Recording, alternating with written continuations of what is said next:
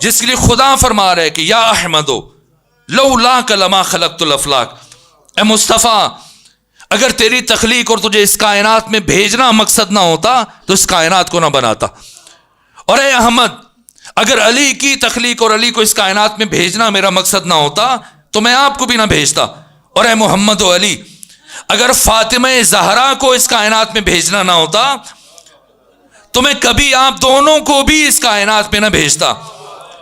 یہ فاطمہ کون ہے؟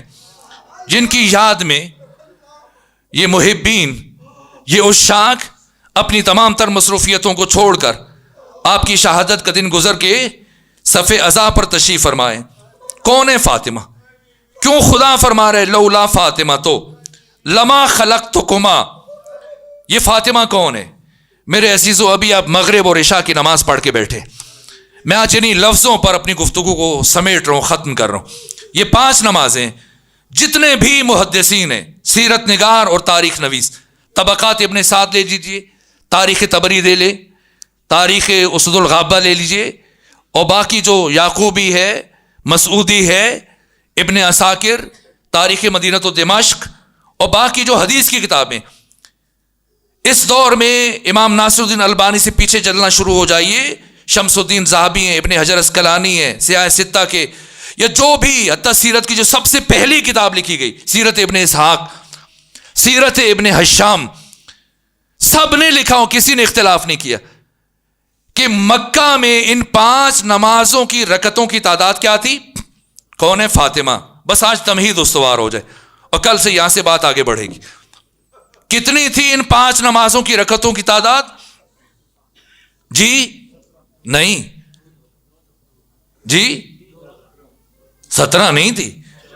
نہ کسی سنی نے اختلاف کیا، نہ کسی شیعہ نے آج تک، یہ اجماعی مسئلہ ہے۔ کوئی بھی تاریخ اور سیرت کی کتاب اٹھائیے، پڑھیں، مکہ میں ان 5 نمازوں کی رکعتوں کی تعداد صرف 10 تھی، 2 صبح کی، 2 ظہر کی، 2 عصر کی، 2 مغرب کی، اور 2 عشاء کی۔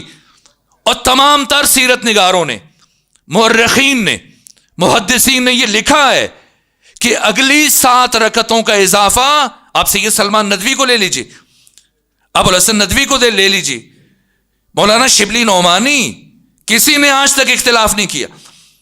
مدینے میں، مکہ میں ان 5 نمازوں کی رکعتوں کی تعداد 10 تھی، اور پھر مدینہ پہنچنے کے بعد مزید 7 رکعتوں کا اضافہ ہوا، ظہر کے ساتھ 2 رکعتوں کا اضافہ، عصر کے ساتھ 2 رکعتوں کا اضافہ، مغرب کے ساتھ 1 رکعت کا اضافہ، عشاء کے ساتھ 2 رکعتوں کا اضافہ۔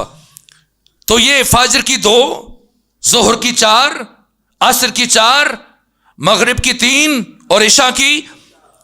تو پروردگار نے جب ظہر، عصر اور عشاء ان 3 نمازوں میں 2 رکعتوں کا اضافہ کیا، تو پھر فجر کے ساتھ اضافہ کیوں نہیں فرمایا؟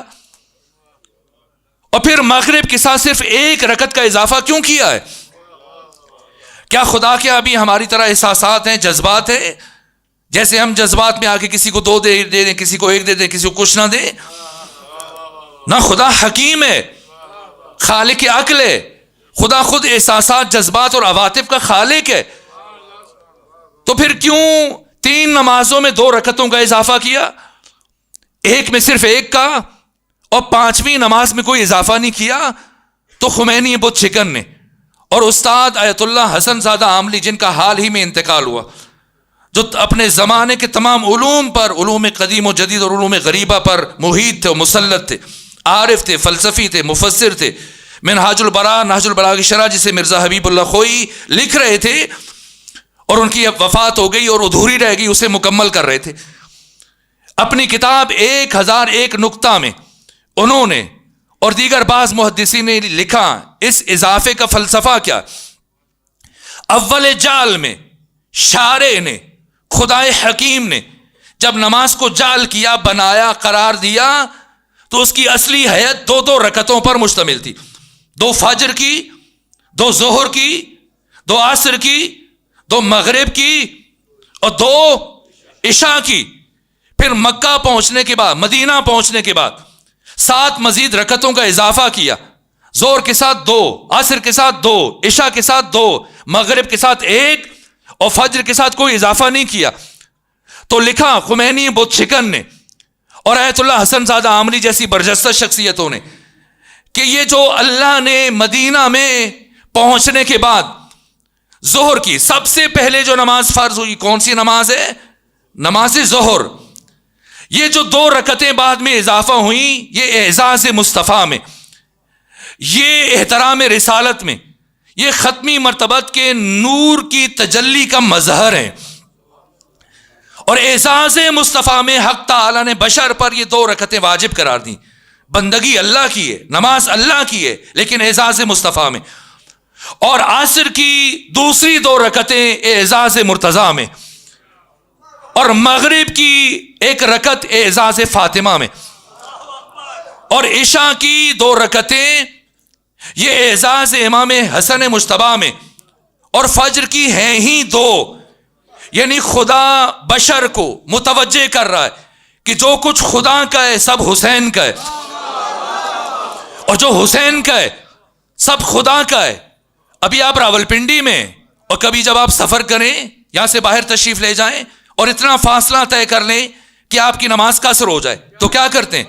آپ ظہر کی نماز 4 کے بجائے 2 رکعت پڑھتے ہیں، عصر کی نماز 4 کے بجائے 2 رکعت پڑھتے ہیں، عشاء کی نماز 4 کے بجائے 2 رکعت پڑھتے ہیں. لیکن مغرب کی بدستور 3 رہتی ہیں. ایسا نہیں کہ کم کر کے 2 کر دیں یا 1 کر دیں. اور فجر کی 2 رکعتیں رہتی ہیں. ایسا نہیں کہ فجر کی 2 رکعتوں میں سے 1 پڑھیں 1 نہ پڑھیں. تو فجر میں اور مغرب میں تخفیف نہیں ہے، تخفیف نہیں ہے. باقی 3 نمازوں کی 2 رکعتوں میں تخفیف ہے. تو پروردگار نے کیوں فجر میں اور مغرب میں تخفیف نہیں رکھی اور باقی 3 نمازوں میں؟ اس لیے کہ خدا اپنا حق بھی معاف کر سکتا ہے، مصطفیٰ کا حق بھی